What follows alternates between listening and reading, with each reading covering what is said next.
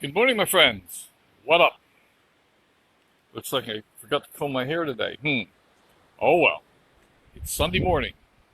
It's time for a cup of coffee.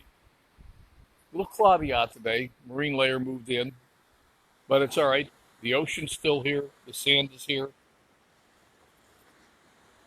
The water's here, and we're free to enjoy it.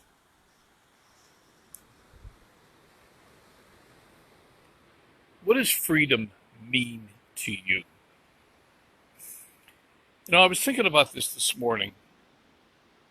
I got to be sort of careful here. I don't want to go too far political, but I think that everybody knows that right now things are going on that are, in a way, they're pretty scary.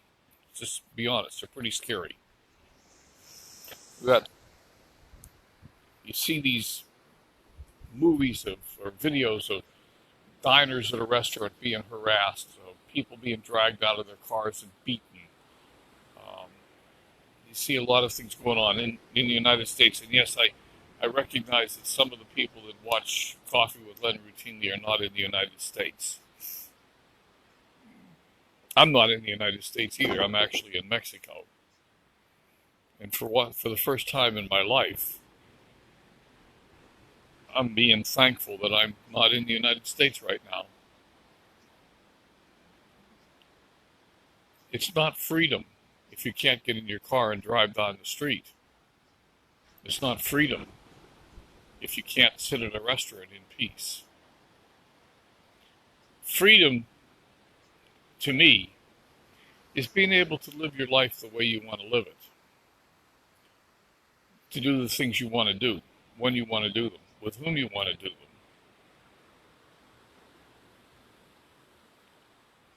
But within reason. Thank you for all the hearts. Because if we live in a society, we still have obligations to the society. We can't, an extreme example is killing people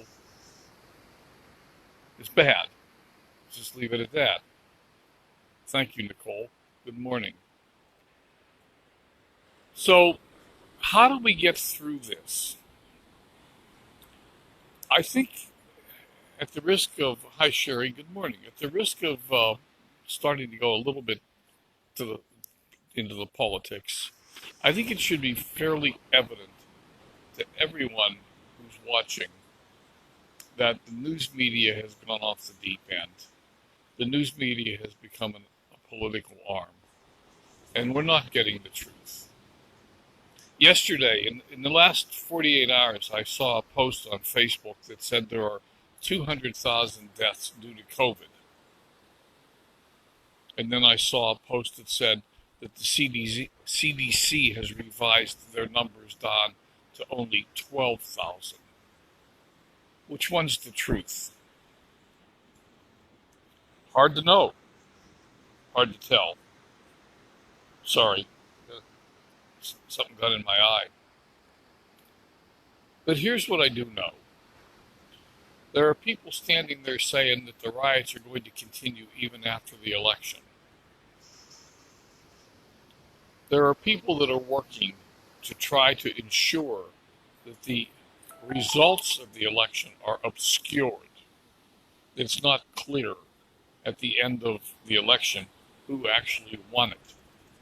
So that a handful of people, not you, not the public, not the voters, a handful of people get to determine who the leaders are going to be for the next 4 years.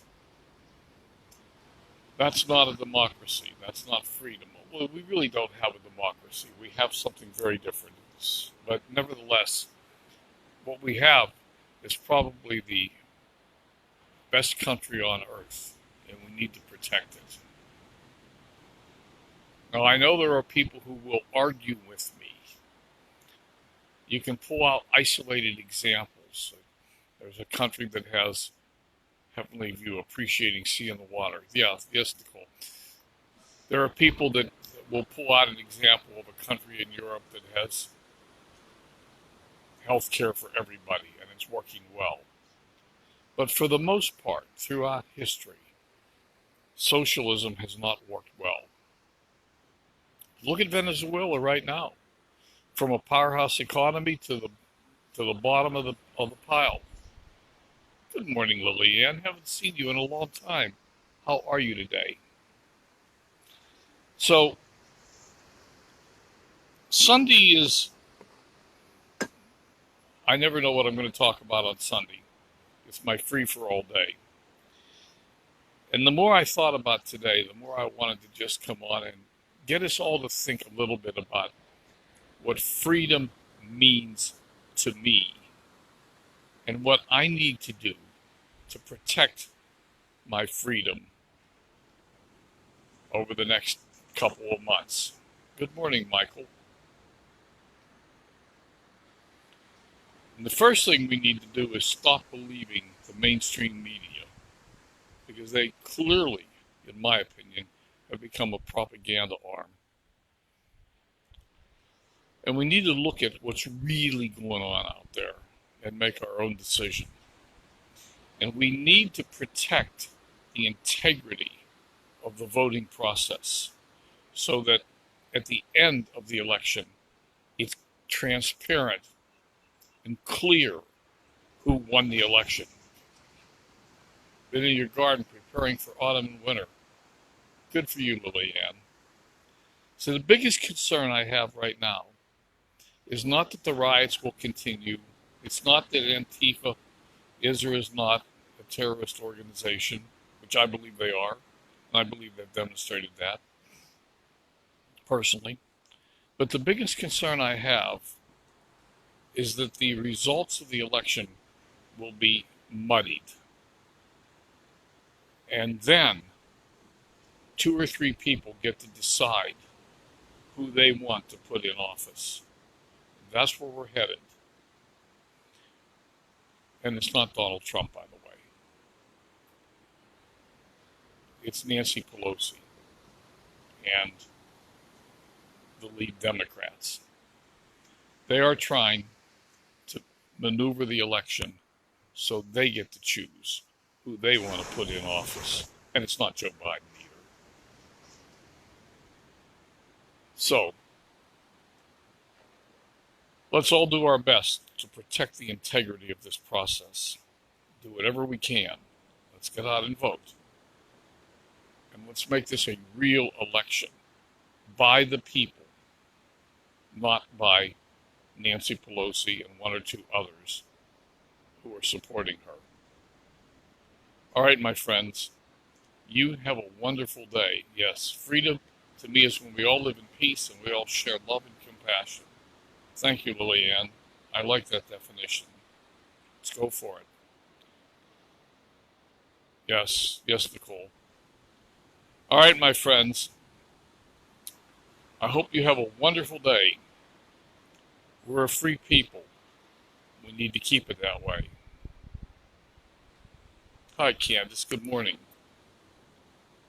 A lot of people this morning. Candace, Lillian.